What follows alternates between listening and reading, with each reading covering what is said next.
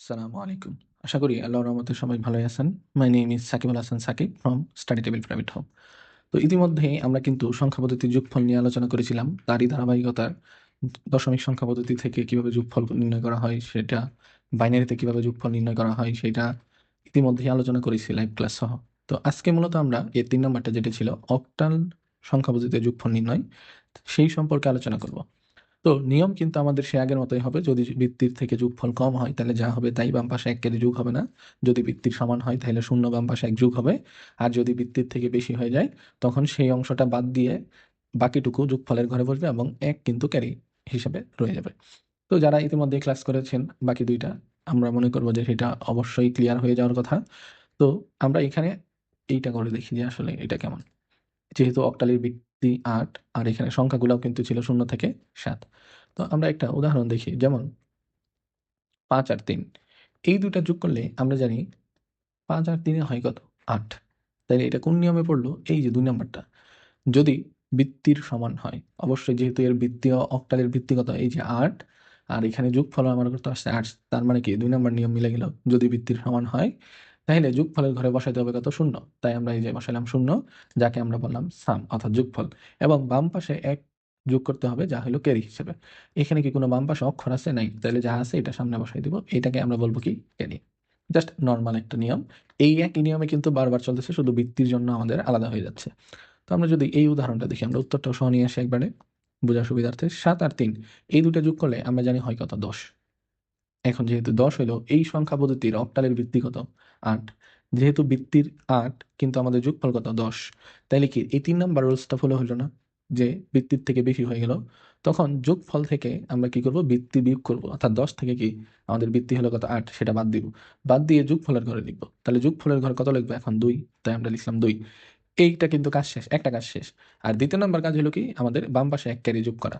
তো আমরা ক্যারি কখন যোগ করি? যখন এই যে ২ নাম্বারে বলছি যে বৃত্তির সমান হয় অথবা বৃত্তি থেকে বেশি হয়ে যায়। তখনই কিন্তু ক্যারি হয়। যদি কম হইতো তাহলে কিন্তু ক্যারি হইতো না। ঠিক আছে? এইটা যেন খেয়াল থাকে। যেহেতু বৃত্তি থেকে বেশি হয়েছিল তাই আমরা এখানে যোগফলের ঘরে ২ দিলাম, বাদ দেওয়ার পরে আর ১ যোগ করব এই ৪ এর সাথে। তাহলে হবে কত? ৫। ৫ আর ৩ যোগ করলে আমরা জানি কত হয়? ৮, যা বৃত্তির সমান। বৃত্তির যদি সমান হয় তাহলে আমরা যোগফলের ঘরে দেই কত? ০ এবং বাম পাশে দেই কত? ১। তাহলে ৬। ৬ আর ৬ এই ২ টা যদি আমরা যোগ করি তাহলে যোগফল কত হবে? অবশ্যই ১২। এখন ১২ কি এই ৮ এর থেকে বেশি না? অবশ্যই বেশি। যেহেতু এর বৃত্তি ৮ এবং যোগফলের মান আসছে আমার ১২, তাইলে আমি কি করব? এই যে বৃত্তি সেটা থেকে কিন্তু বাদ দিব। তাইলে বাদ দিলে ১২ থেকে যদি ৮ চলে যায় তাহলে থাকে কত? ৪। এই অবশিষ্টটুকু আমরা ৪ এখানে বসাইলাম যোগফলের ঘরে। আর কি করব? ২য় কাজটা হলো এখানে বাম পাশে ১ যোগ করা। এখানে কি বাম পাশে কোনো অক্ষর ছিল? নাই। তাই আমরা কিন্তু সরাসরি এখানে দিয়ে দিলাম। ঠিক আছে? তো বরাবরের মতোই আরেকটা উদাহরণ দেখি। এখানে একটা সংখ্যা দিলাম এবং তার যোগফলটা আমরা নিয়ে আসলাম প্রথমেই বোঝার সুবিধার্থে। প্রথমে আছে ৬ এবং ৭। আমরা কিন্তু ডান পাশ থেকে যোগ বরাবর শুরু করি। ৬ এবং ৭ এই ২ টা যদি আমরা যোগ করি, তাইলে আমাদের মান আসে কত? অবশ্যই ১৩। এখন এটা কি বৃত্তির থেকে বেশি হয়ে গেল না? যদি বেশি হয়, যেহেতু ৮ এটার বৃত্তি যেহেতু বেশি, তাই ১৩ থেকে আমরা ৮ বাদ দিব। ১৩ থেকে ৮ বাদ দিলে আমার থাকে কত? ৫। এই দিলাম আমরা কিন্তু ৫। এবং বাকি কি? ১ বাম পাশে যোগ করতে হবে। যদি বেশি হয় এই ২ টাই তো কাজ, নাকি? তাইলে ১ যোগ করলাম তাহলে হলো কত? ৪। ৪ আর ৫ এই ২ টা যদি আমরা যোগ করি হয় কত আমার? ৯। এখন দেখো তো, বৃত্তি ৮ কিন্তু আমার যোগফল বর্তমানে আসলো কত? ৯। তাইলে কি বৃত্তির থেকে বেশি হলো না? অবশ্যই বেশি। তাই এখন আমরা কি করব? এই ৯ থেকে কিন্তু ৮ বাদ দিব, এই যে ৩ নাম্বার রুলস অনুযায়ী। ৯ থেকে যদি ৮ বাদ দেই তাহলে আমার থাকে কত? ১। তাই আমরা এখানে বসাবো ১। এবং কি করব? বাম পাশে ১ যোগ করব ক্যারি হিসেবে, এই যে লেখা আছে শেষের দিকে। তাহলে বাম পাশে যদি ১ যোগ করি হবে কত? ৬। ৬ আর ৭ এই ২ টা যদি আমরা যোগ করি, ৬ এবং ৭ আমরা যদি যোগ করি জানি আমরা মান হয় ১৩। যেহেতু ১৩ যা বৃত্তির থেকে বেশি অর্থাৎ ৮ এর থেকে বেশি, তাই আমরা ১৩ থেকে এই ৮ কিন্তু বাদ দিব। আমাদের এই ৩ নাম্বার রুলস অনুযায়ী বাদ দিলে অবশিষ্ট থাকে কত? ৫। তাই আমরা নিচে বসালাম ৫ এবং হাতে থাকবে ক্যারি, যা বাম পাশে নিচের অক্ষরের সাথে যোগ করব। তাইলে হলো কত? ৪। ৪ আর ৬ যোগ করলে হয় কত? ১০। এই সংখ্যা পদ্ধতিতে আমি হিসাব করতেছি কত? ৮। বৃত্তি হলো কত? ৮। তাই আমরা ১০ যেহেতু বেশি, ১০ থেকে কি করব? ৮ তখন বাদ দিব। থাকবে কত? ২। এই বসাবো ২ এবং কিন্তু বাম পাশে ১ যোগ করব। তাইলে হবে কত? ৩। ৩ আর ৫ আমরা যোগ করলে এর মান জানি কত হয়? ১০। এখন দেখো তো, সরি, ৩ আর ৫ যোগ করলে আমরা জানি কত হয়? ৮। যেহেতু ৮ তাই কি বৃত্তির সমান। কারণ এই অক্টালের বৃত্তি কত? ৮। এখন যদি এই যে ২ নাম্বার রুলসটার দিকে তাকাই, যদি বৃত্তির সমান হয় তখন কি যোগফলের ঘরে ০ লিখতে হবে এবং বাম পাশে কি ১ যোগ করতে হবে না? তাই আমরা কিন্তু এই যে এখানে কিন্তু ১ যোগ করে দিব। ঠিক আছে? ১ কোন অক্ষর যেহেতু নাই তাই আমরা কিন্তু সামনে অক্ষরটা বসাই দিলাম। ঠিক আছে, এখানে যদি অক্ষর থাকতো তাহলে কিন্তু এর সাথে এক যোগ হইতো, যেহেতু নাই তাই আমরা কিন্তু এক যোগ করে দিলাম। তো এরপরে যদি আমরা আরেকটা উদাহরণের দিকে তাকাই, এটার যোগফল দেখি। শূন্য এবং শূন্য যোগ করলে কত হবে? শূন্যই হবে, যেহেতু 8 পর্যন্ত এর কাছে কোনো কিছুই না, তাই যা আছে তাই লিখলাম, শূন্য শূন্য যোগ করলে শূন্য। 2 আর 6 এটা আমরা লিখলাম, 2 আর 6 যোগ করলে আমরা জানি কত হয়? 8, যা কি বৃত্তির সমান। রুলস আমার 2 নম্বরটা কমন পড়লো, যে রুলস 2 আছে, যদি বৃত্তির সমান হয় তখন যোগফলের ঘরে শূন্য লিখতে হয় এবং বাম পাশে 1। যেহেতু 6 আর 2 যোগ করলে হয় 8, তাইলে কিন্তু এর মধ্যে আমরা দিলাম কি? শূন্য, এবং বাম পাশে কিন্তু 1 যোগ করতে হবে, তাহলে হবে কত? 6। 6 আর 7 যোগ করলে আমরা জানি কত হয়? 13। এখন 13 যা বৃত্তির থেকে বেশি, তার মানে কিন্তু এখানে আমার ওই 13 থেকে 8 বাদ দিতে হবে নিয়ম অনুযায়ী, 3 নম্বর রুলস অনুযায়ী। আর যদি বাদ দেই, আমরা জানি 5, এই 5 কিন্তু সরাসরি নিচে বসাই দিব, এবং আরেকটা কাজ হলো বাম পাশে 1 যোগ করা। 1 যোগ করলে 5 এর সাথে যদি আরেক যোগ করি তাহলে আমার মান কত আসবে? অবশ্যই 6, উপরেও আছে 6। এই 6 এবং 6 যদি যোগ করি আমরা জানি হয় কত? 12, যা এই বৃত্তির থেকে কি বেশি। এখন 8 থেকে যদি 6 চলে যায় তাইলে এর মান কত আসবে? 4, এই নিচে দিলাম আমরা 4, এবং তার বাম পাশে কিন্তু 1 যোগ করতে হবে, তাইলে 8। 8 এবং 5 এই দুটা যদি আমরা যোগ করি, 8 5 আমরা জানি হয় 13। এখন কি বৃত্তির থেকে বেশি হয়ে গেল না আবার? যেহেতু বেশি হয়ে গেল, তাই আমরা এখান থেকে কি আবার 8 বাদ দিব। তাই আমরা 13 থেকে যদি 8 বাদ দিই আমরা জানি কত হয়? 5, এই বসাইলাম 5, এবং বাম পাশে কি হবে? 1 যোগ হবে নিয়ম অনুযায়ী, 3 নম্বর রুলস অনুযায়ী। এখানে হলো কত তাহলে? 4। এই 4 আর উপরে আছে 2, এই হলো 6। এখন যদি যোগফল বৃত্তির থেকে কম হয়, এই যে 1 নম্বর রুলস অনুযায়ী যদি যোগফল বৃত্তির থেকে কম হয়, এখানে বৃত্তি কত? 8, আমাদের যোগফল আসলো কত? মাত্র 6। তাইলে কি তার সরাসরি লিখতে হবে? সরাসরি লিখে দিলাম। এখানে কি ক্যারির কথা কোনো কিছু উল্লেখ আছে? নাই, তাহলে কিন্তু আমরা ক্যারি যোগও করবো না। ঠিক আছে, রুলস কিন্তু আমরা একই নিয়মে প্রত্যেকটা অঙ্ক শেষ করতেছি, একটা মাত্র এই রুলস গুলা ফলো করে। বৃত্তি, যার যেরকম বৃত্তি সেই অনুযায়ী চলবে। আর রুলস প্রত্যেকটার ক্ষেত্রে কিন্তু আমরা নিয়ম লিখে দিচ্ছি, 3 ধরনের দিক থেকে খেয়াল করতে হবে। যদি বৃত্তির থেকে কম হয় তাহলে কি হবে, বেশি হলে কি হবে, বা সমান হলে কি হবে। ঠিক আছে, আমরা শুধু খেয়াল রাখবো যে সংখ্যা পদ্ধতিতে যোগ করতে বলছে প্রশ্নে, সেই সংখ্যা পদ্ধতির ভিত্তিটা কত আসলে, এইটা দিলেই কিন্তু হয়ে যাচ্ছে। তো এরপরেও অনেকের সমস্যা থাকতে পারে, তাই কিন্তু আমরা এখন হোয়াইট বোর্ডে চলে যাব। তো চলো হোয়াইট বোর্ডের ক্লাস করি।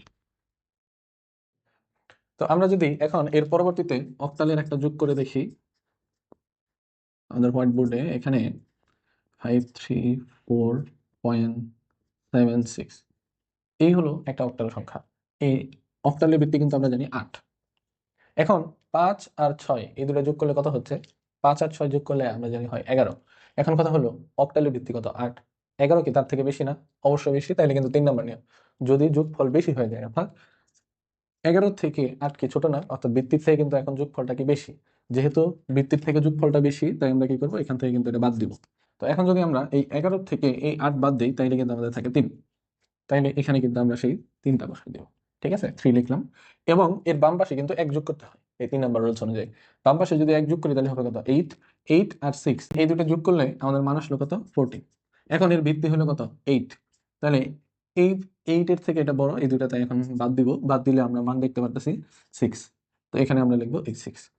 শুধু তাই না, এখানে দশমিকের জায়গায় দশমিক দেবো, তার বাম পাশে কিন্তু 1 যোগ করতে হবে। যখন বৃত্তির থেকে বেশি, তখন আমরা সেই বৃত্তি পরিমাণ এই অক্ষরটা থেকে বাদ দিয়ে যা থাকবো ওইটা লিখে তার বাম পাশে কিন্তু 1 যোগ করে দিতে হবে। সেই অনুযায়ী এখানে যদি 4 এর জায়গায় 1 যোগ করি তাহলে মান আসলো কত? 5। 5 আর 5 এই দুইটা যোগ করলে মান কত আসলো? 10। এর ভিত্তি কত? 8। তাইলে এখান থেকে কি আমরা 8 বাদ দিব, সবগুলাই 3 নাম্বার রুলস অনুযায়ী।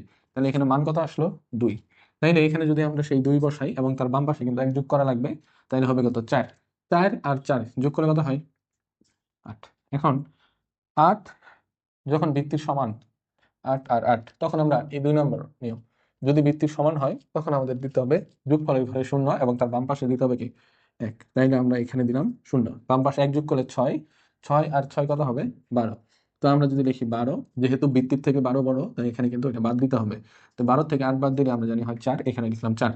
তো এখন তার সাথে কিন্তু এই যে যোগফলটি বাদ দিয়ে তার বাকি অংশের সাথে কি 1 যোগ করতে হবে, বাম পাশে 1 যোগ করলাম, অক্ষর নেই ধরে নিলাম। 7 আর 1 যোগ করলে কত হবে? 8। আবারও কি বৃত্তির সমান, যখন বৃত্তির সমান হয় আমরা জানি 0 দিয়ে তার বাম পাশে কিন্তু 1 যোগ করা লাগবে। তো একইভাবে যদি আমরা আরেকটা উদাহরণ করে দেখি, মূলত এগুলো কিন্তু একই।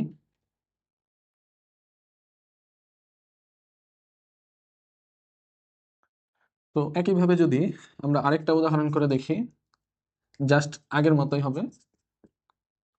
মূলত প্রত্যেকটা যোগফল কিন্তু আমরা একইভাবে করতেছি, সেটা দশমিক কিংবা বাইনারি কিংবা অক্টাল হোক, সবগুলাই কিংবা হেক্সাডেসিমাল একই নিয়ম। যদি ভিত্তির থেকে কম হয় তাহলে যা আছে তাই, যদি ভিত্তির সমান হয় তখন কিন্তু আমরা শূন্য দিয়ে বাম পাশে এক যোগ করি, যদি বেশি হয় তাহলে যত বেশি হলো তত লিখে তার বাম পাশে কিন্তু এক যোগ করে দিই। সেম ভাবে এখানে যেহেতু অক্টাল তাই এর ভিত্তি আমরা জানি যে 8। এখন 6 আর 5 এই দুটো যোগ করলে আমাদের মান থাকে 11। যেহেতু 8-এর থেকে 11 বড়, তাই কিন্তু আমরা 11 থেকে এখন সে 8 বাদ দিব, তাহলে মান হবে কত, থাকবে অবশিষ্ট 3। আমরাও এখানে দিব 3।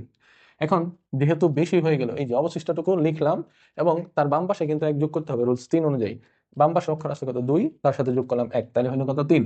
3 আর 4 এই দুটো যোগ করলে কত হয়, 7। আমাদের ভিত্তি কত আছে, 8। যেহেতু এখানে ভিত্তি 8 কিন্তু আমাদের যোগফল আসলো 7, তাহলে কি এই যে ভিত্তির থেকে কম হইলো তখন যা আছে কিন্তু তাই, এখানে কিন্তু আর হাতের অক্ষর থাকবে না। হাতের অক্ষর কখন থাকবে, যখন দেখা যাবে ভিত্তির সমান হইলো কিংবা বেশি হয়ে গেল তখন। যদি কম হয় তখন যা আছে তাই, হাতের কিন্তু থাকে না। তাই আমরা এখানে আর হাতের যোগ করবো না, জাস্ট দশমিকের জায়গায় এখানে দশমিক অক্ষরটা বসাবো।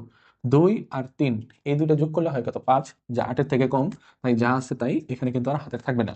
এখন এখানেও কিন্তু সেম, 4 আর 3 যোগ করলে 7, 8-এর থেকে কম, তখন যা আছে তাই। এখন 5 আর 6 এই দুটো যোগ করলে কত হয়, 5 6 আমরা জানি 11। 11 যেহেতু ভিত্তির থেকে বড়, তাই 8 কিন্তু সেই ভিত্তি পরিমাণ বাদ দিতে হবে, অর্থাৎ অবশিষ্ট থাকে কত, 3। সেটা কিন্তু আমরা নির্ণয় করতে হবে। তাই এখানে দিব আমরা 3 এবং তার বাম পাশে কিন্তু এক যোগ। তাইলে এখানে অক্ষর নাই, আমরা ধরে নিলাম 1, আর এখানে হলো 5, দুইটা যোগ করলে হয় 6, যা 8-এর থেকে ছোট, তাইলে যা আছে তাই। তো এইভাবে কিন্তু আমরা খুব সহজেই একটা অক্টাল যোগফল নির্ণয় করতে পারি। এর পরবর্তীতে আমরা হেক্সাডেসিমাল যোগ সম্পর্কে আলোচনা করব।